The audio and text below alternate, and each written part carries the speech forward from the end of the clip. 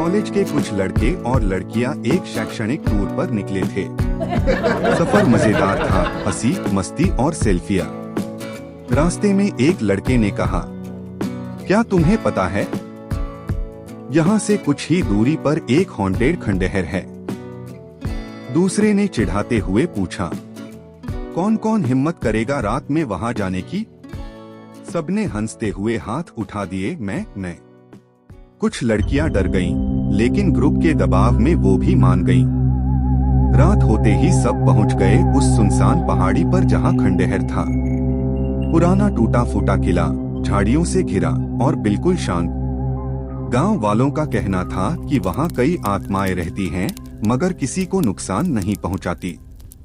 लेकिन उस खंडहर के पास एक सूखा कुआं है, जहां रहती है एक खतरनाक चुड़ैल।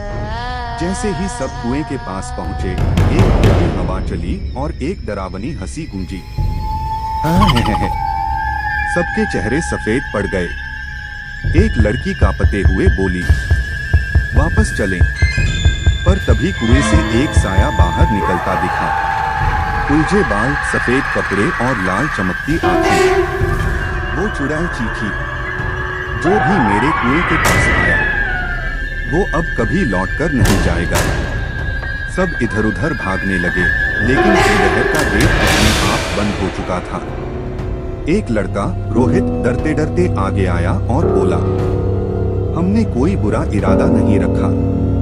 अगर हमारी माफी सच्ची है तो कृपा करो। उसे याद आया, गांव के बाबा ने कहा था, उस आत्मा को सिर्फ सच्चे दिल की माफी और दिया जलाकर मुक्त किया जा सकता है।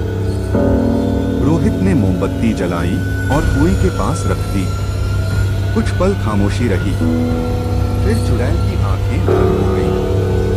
वह बोली, तुम सच्चे हो, अब मैं मुक्त हूं। और हवा में घुलते हुए गायब हो गई।